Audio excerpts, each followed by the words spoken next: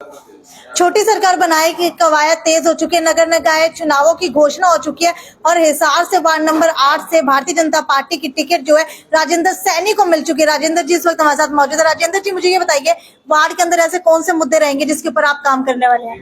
देखिए, जनता जनार्दन की सेवा करने का मौका भारतीय जनता पार्टी ने मुझे दिया है। मेरी ड्यूटी बनती है अब मैं डोर टू डोर घर घर जा करके अपने वोट मांगूं और उनकी समस्याओं से मैं अवगत हूं, ताकि आने वाले समय में अगर जब मैं पार्षद बन के पहुंचूंगा तो उसके बाद उन समस्याओं को प्रायोरिटी पे करवाने का काम करूंगा। वार्ड नंबर 8 के अंदर ऐसे कौन से काम है जो पहले पार्षद रहते हुए नहीं करवा पाए थे और इस वक्त करवाने की आपकी तमन्ना है? ऐसा है जी, पहले वाले पार्षदों ने भी मैक्सिमम अपना जो बेस्ट दे सकते दिया ही होगा, ऐसी बात तो नहीं है।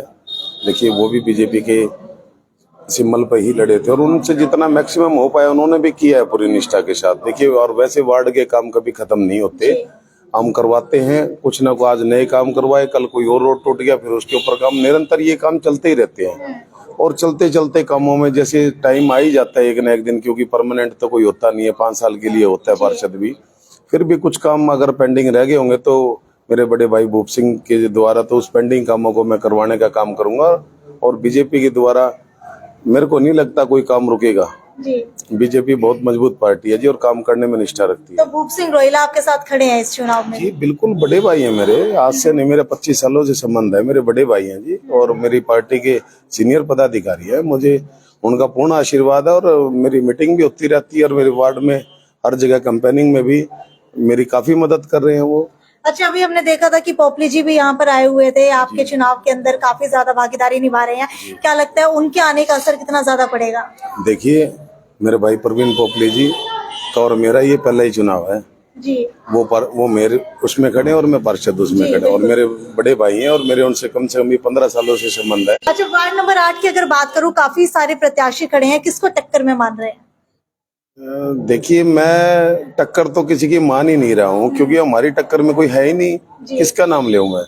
क्योंकि भारतीय जनता पार्टी का कैडर इतना मजबूत है, जमीनी धरातल से जुड़ा हुआ, इनका एक एक कार्यकर्ता इतना मजबूत है, उसके मुकाबले का तो किसी के पास संगठन ही नहीं है। आज की डेट में आप ये देखो, आप कितनी सालों से कांग्रेस तो अपना संगठन भी बनाने में कामयाब नहीं हुई और बीजेपी का तो पन्ना प्रमुख तक भी बने हुए हैं। और जो आज की डेट में, मान लो आज मैं चुनाव लड़ रहा हूँ, मेरे को इतना बड़ा आशीर्वाद पार्टी और संगठन से मिला हुआ है और मैं देख रहा हूँ जिसको मैं नहीं जानता तो पता नहीं कहाँ से कौन कौन कार्यकर्ता आकर के मेरी हेल्प में जुड़ा है।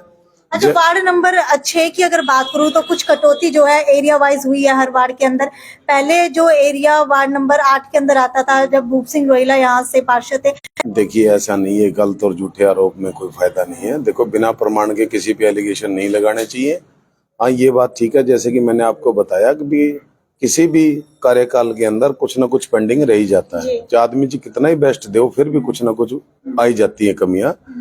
कोई बात नहीं, जो जितना बेस्ट दे सकता था दिया है जी, ऐसी बात नहीं कह सकते हम भूप सिंह जी के बारे में। और रही बात आगे कुंडू जी की और उनकी कंप्लेंट होगी, जैसे वो वैसे तो वो वार्ड मेरे वार्ड से बाहर है, लेकिन मेरा उस पूरे वार्ड से वाकफ हूँ, क्योंकि हमने भी विधानसभा के अंदर में सावित्री जिंदल जी के लिए हम जुड़े हुए थे, तो हमने उस क्षेत्र का पूरा निरीक्षण किया हुआ है। वह हकीकत में बहुत कमियां हैं और नई कॉलोनी बसी है, उस वजह से वहां पर डेवलपमेंट होने में समय तो लगता है। तो कहीं ना कहीं सावित्री जिंदल के खेमे से आप आते हैं?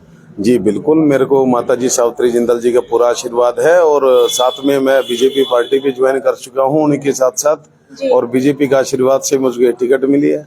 अच्छा, सावित्री जिंदल की बात की जाए तो प्रवीण पोपली के नामांकन के दिन वो दिखाई नहीं दी थी, क्या लगता है कितना असर पड़ेगा? देखिए, ऐसा कुछ नहीं है। दरअसल उस दिन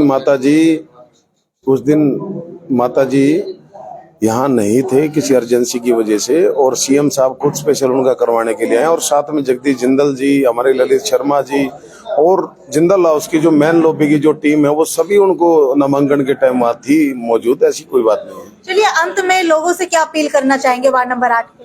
मैं अंत में यही अपील करना चाहूंगा मेरे वार्ड वासियों से, भारतीय जनता पार्टी ने मुझ पर विश्वास जताया है, आप भी भारतीय जनता पार्टी पर विश्वास रखें। नायब सैनी जी के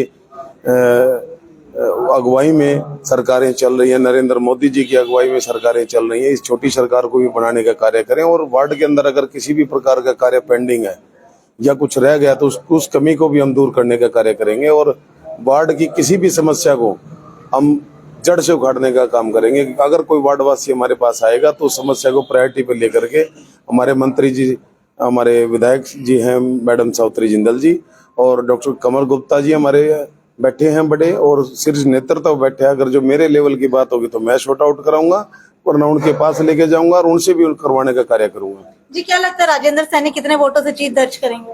राजेंद्र सैनी जी बहुत भारी बहुमत से जीतेंगे। सारा वार्ड नंबर 8 उनके साथ है। ठीक है, लगभग टोटल वोट कितने हैं और कितने से आप अपनी जीत मान रहे हैं? देखिए लगभग 13,000 प्लस के वोट हैं जी। और देखते हैं 70, 75, 80% कितने पोलिंग होती है, उसके मुताबिक जो जीत आएगी, जो श्रीमती है पब्लिक जनता जनार्दन जो करेगी वो सब मंजूर है। तो ये थे हमारे साथ भाजपा के प्रत्याशी वार्ड नंबर 8 से राजेंद्र सैनी। अब बड़ी देखने वाली बात यह है कि क्या भाजपा अपनी 3 टायर सरकार बना पाने में कामयाब होती है और किसकी सरकार जो है वो बन पाती है। अगर वीडियो को ज्यादा से ज्यादा शेयर करते रहिए और आपकी क्या राय है वार्ड नंबर 8 को